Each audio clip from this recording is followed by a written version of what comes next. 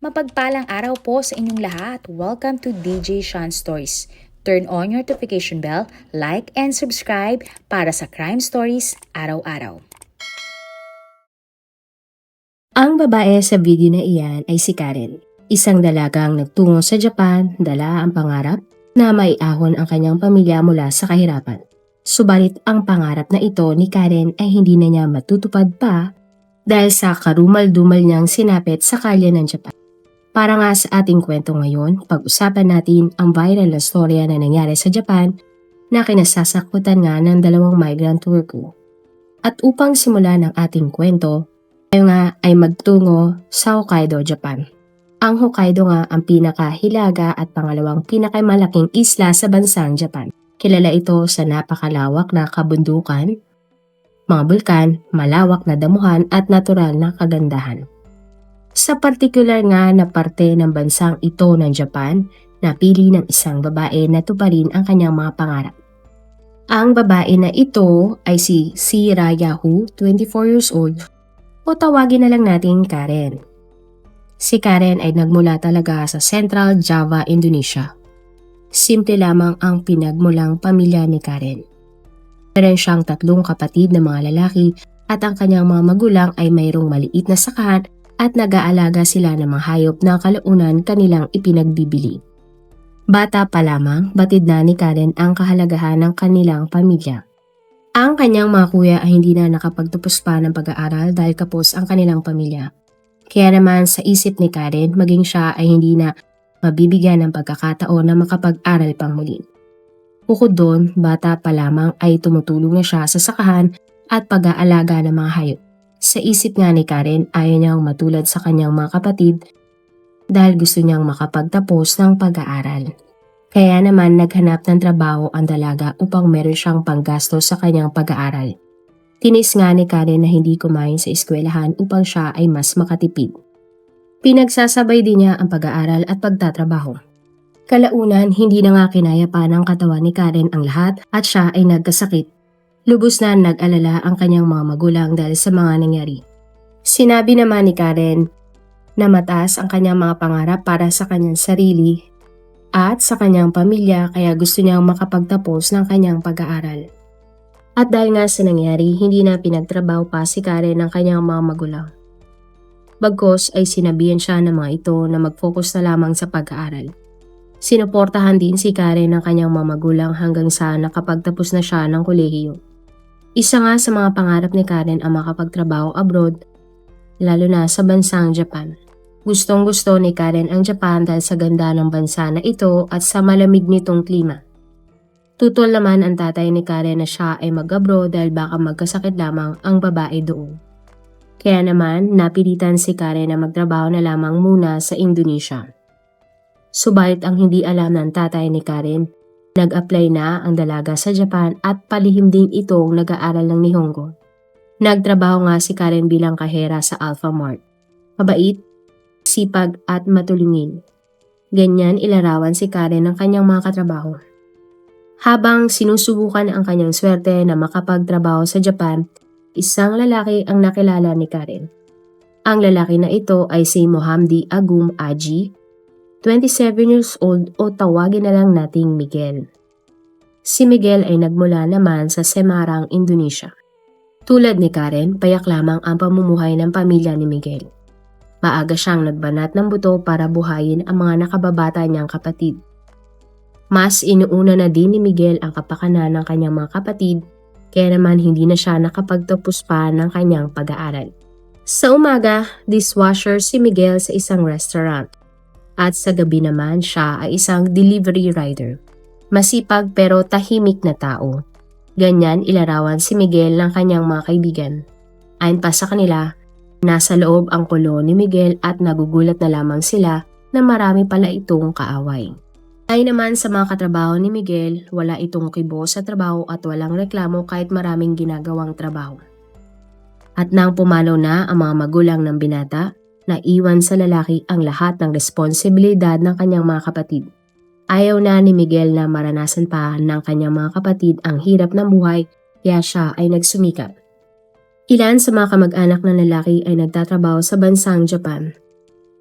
Hinikayat nga nila si Miguel na mag-apply ng trabaho sa Japan para sa mas magandang oportunidad. Agad namang itong ginawa ng lalaki at natanggap nga siya bilang factory worker. Mula 2019, sa Chiba Prefecture nanirahan si Miguel. Nung una, nahirapan ng lalaki na mag-adjust sa kapaligiran niya at klima nga ng Japan. Subalit dahil masaya naman si Miguel sa kanyang trabaho, kalaunan ay naging maayos na ang kanyang kalagayan sa Japan. Isang taon na lamang kung umuwi si Miguel upang kamustahin ang kanyang mga kapatid. At taong 2024 habang si Miguel ay nasa Indonesia, nagtungo nga siya sa immigration office para asikasuhin ang ilang mga dokumento. At dito na nga nag-cruise ang landas nila ni Karen. At sa pag-uusap nga ng dalawa, nalaman ni Karen na matagal na palang nagtatrabaho sa Japan si Miguel. Na-inspire nga ang babae sa kwento ni Miguel at kung paano siya nakadating sa Japan. Mula nga noon, hindi na nawala ng komunikasyon ang dalawa hanggang sa naging magkaibigan na sina Miguel at Karen. October 2024 nang natanggap nga ni Karen ang kumpirmasyon na meron ng naghihintay na trabaho sa kanya para sa Japan. Tuwang-tuwa nga ang dalaga na unti-unti na niyang natutupad ang kanyang pangarap. At October 13, 2024, nang umalis papuntang Japan si Karen. Ang babae ay nagtrabaho bilang empleyado sa livestock and agriculture sector at siya ay nanirahan sa Hokkaido. Agad namang ibinalita ni Karen kay Miguel na siya ay nasa Japan na. At sa pagkikita nga ng dalawa, inamin na ni Miguel na meron siyang espesyal na pagtingin kay Karen. Mula nga noon, nagkaroon na ng relasyon ang dalawa. Subalit kahit nasa iisang bansa lamang sila, long-distance relationship ang naging setup ng kanilang relasyon. Si Karen kasi ay nasa Hokkaido, na hilagang parte ng Japan habang si Miguel naman ay nasa Chiba, tibok silangang parte ng Japan. At kahit mabigat ang trabaho ni Karen, makikita na nag-e-enjoy ang dalaga. Madalas nga mag-post sa TikTok si Karen tungkol sa bago niyang buhay sa Japan. Agad din siyang nakapag-adjust dahil ang mga katrabaho niya ay nagmula din sa bansang Indonesia. Sa unang buwan ni Karen sa Japan, naramdaman niya ang lungkot na mawalay sa kanyang pamilya. At tulad nga ng ating mga OFW, tiniis ng dalaga ang lungkot para lamang makapagpadala ng pera sa kanyang pamilya sa Indonesia. At upang malibang, pinili na lamang ni Karen na mamasyal sa magagandang lugar sa Hokkaido kaysa sa magmukmok sa kanyang kwarto. Noong una, maayos naman ang takbo ng relasyon ni Karen at Miguel kahit pa mahigit 1,000 kilometro ang kanilang pagitan. Naitatawid nga nila ang kanilang LDR relationship sa pamamagitan ng gabi-gabing video call. Nakikipagpalit din si Karen ng day off sa kanyang mga katrabaho para lamang magtugma ang day off niya at ni Miguel. Hindi din bumibili ng mga luho si Karen upang makapag-ipon siya ng pamasahe papunta kay Miguel. Talagang minahal ni Karen si Miguel dahil mas nakakausap niya ang kanyang kasintahan kaysa sa kanyang sariling pamilya. Hilig namang regaluhan ni Miguel ang kanyang nobya ng mga damit at pabango. Subalit sa pagdaan nga ng mga araw, nag-iba na ang takbo ng relasyon ni Karen at Miguel. Mas napapadalas na ang alitan ng dalawa dahil naging busy si Karen sa trabaho nang natanggal ang dalawa niyang mga kasamahan. Hindi agad nakahanap ng kapalit ang kumpanya ni Karen kaya nadagdagan ang kanyang mga trabaho. Madalas din nag-overtime pa si Karen kaya hindi sila nakakapag-usap ni Miguel. Kasabay nito, nagkaroon nga ng malubhang sakit ang ama ni Karen. Kaya ang kanyang ipon ay napunta lamang sa pagpapagamot ng kanyang tatay. Mula nga noon, hindi na siya nakakapunta pa kay Miguel sa Chiba. Dahil dito, nagkaroon na nga ng konklusyon si Miguel na hindi na siya mahal ni Karen at mayroon na itong ibang lalaki. Bagay na itinanggi naman ng dalaga. Naging madalas na nga ang alitan na magkasintahan at tumating na rin sa punto na napapagod na si Karen sa toxic na setup ng kanilang relasyon. At February 2026, nang tuluyan nang nakipaghiwalay si Karen kay Miguel kahit na hindi pumapayag ang lalaki. Mula nga noon, blinak na ni Karen si Miguel sa lahat ng social media app at pati ang numero ng lalaki ay kanya nang binlock.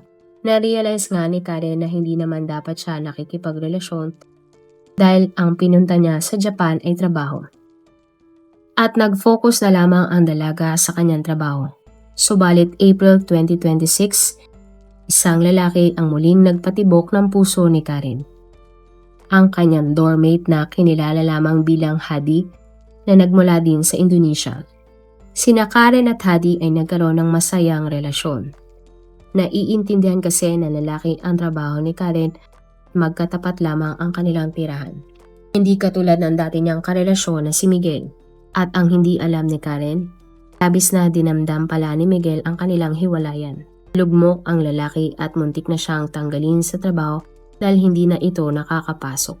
Subalit dahil alam niyang may umaasa sa kanya sa Indonesia, balik sa trabaho si Miguel. Ngunit kalaunan, muling naisip ni Miguel ang lahat ng sakit dahil sa hiniwalayan siya ni Karen. Kaya naman isang masamang plano ang binuo ni Miguel laban sa kanyang dating kasintahan. Nag-isip nga ng maigi si Miguel kung maghihiganti ba siya kay Karen sapagkat alam niyang posibleng makompromiso ang kanyang pagtatrabaho sa Japan. Pero tuluyan nang nakapagdesisyon ang lalaki nang nalaman niya pang may bago ng kasintahan si Karen. Galit na galit nga ang lalaki dahil sa maikling panahon, agad siyang pinalitan ng dati niyang karelasyon. Tila nawala na talaga sa tamang katinoan si Miguel dahil bumili siya ng 2 malalaking kutsilyo at winidraw ang lahat ng kanyang ipon upang puntahan si Karen. June 4, 2026 mula Chiba, bumiyahe nga si Miguel papuntang Hokkaido. Agad siyang nagtungo sa dorm ni Karen upang hanapin ito. Pero isang lalaki ang dinatna ni Miguel. Walang iba kundi ang bagong kasintahan ni Karen na si Hadi. Katok ng katok si Miguel sa unit ni Karen subalit walang sumasagot. At kahit walang sumasagot, paulit-ulit pa ding kumakatok si Miguel sa pintuan. Kaya naman nabulabog na si Hadi na nasa kabilang kwarto lamang. Lumabas nga ang lalaki sa kanyang kwarto at tinanong si Miguel kung ano ang kailangan ng lalaki. Sumagot naman si Miguel at sinabing hinahanap niya si Karen. Muli namang nagsalita si Hadi at tinanong bakit hinahanap ni Miguel ang kanyang girlfriend. Gulat na gulat nga si Miguel at hindi inakala na ang taong kausap niya ay ang bagong kasintahan pala ni Karen. Maya-maya pa dumating na ang pinakihihintay na tao ni Miguel, si Karen. Nagulat nga ang dalaga nang makitang magkaharap ang bago at dati niyang boyfriend. Nagkunwari nga si Karen na meron siyang utang kay Miguel kaya siya hinahanap ng lalaki. Pinapasok naman ni Karen si Miguel sa kanyang kwarto upang makapag-usap ng pribado. Hindi naman nag-isip ng kakaiba si Hadi at pinabayaan lamang ang dalawa sa kwarto ni Karen. Sa loob nga ng kwarto, nakiusap si Miguel kay Karen na magbalikan na lamang sila.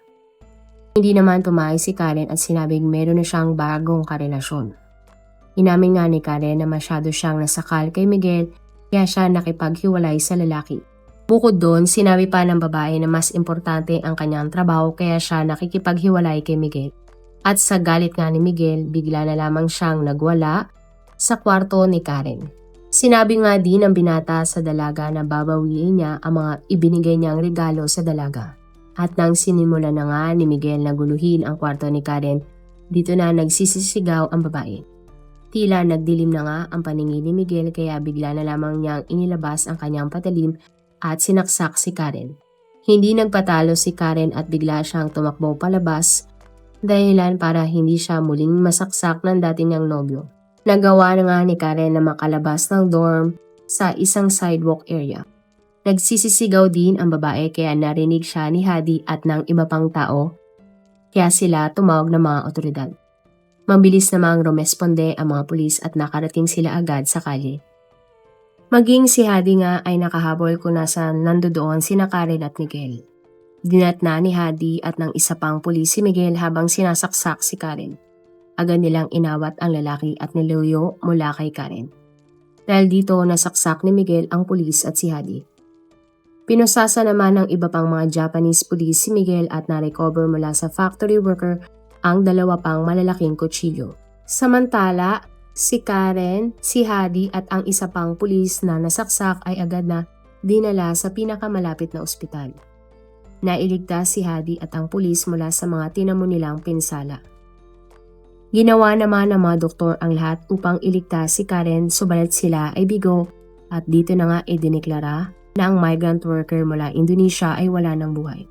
Ayon sa mga balita, hemorrhagic shock o pagkaubos ng dugo ang naging sanhi ng pagkamatay ni Karen. Samantala, dinala naman ang suspect na si Miguel sa police station. Inamin nga na Miguel na may intensyon talaga siyang patayin si Karen, kaya siya bumiyahe na mahigit 1,000 kilometro upang makita lamang ang biktima. At dahil sa tahasang pag-amin ni Miguel, siya ay kinasuhan ng murder at ikinulong. Sa huling mga balita, inaayos na ng Indonesian Ministry of Foreign Affairs ang kaso ni Karen at Miguel. Maging ang labingan ni Karen ay agad na inisikaso ng ahensya upang maibalik sa kanyang pamilya sa Indonesia. Ayon sa mga balita sa Japan, walang bakas ang pagsisisi sa suspect na si Miguel. At base nga sa batas ng Japan, 5 hanggang habang buhay na pagkakulong ang maaaring maihatol na parusa para sa kaso niyang pagpatay. Maaari ding hatulan ng bitay ang suspect kung sakaling mapatunayan na matindi at brutal ang ginawa niyang krimen kung marami na siyang biktima. Pero sa kaso ni Miguel, kailangan na muna siyang makulong bago siya i-deport pabalik sa Indonesia. Marami pong salamat sa inyong panonood. Meron ba kayong mga kwento na gusto nyong i-share sa ating mga manonood? O kung may personal po kayong kwento na gusto nyong i-feature sa ating channel, i-comment down below nyo lang ang inyong mga suggestions. Para naman po sa dagdag kalaman, i-subscribe nyo din po at i-follow ang ating iba pang YouTube channel katulad ng Tagalog Facts and Mysteries by DJ Sean at Manila Boy Wonder Philippines. Marami pong salamat sa pagsuporta nyo sa aming mga channel. God bless everyone!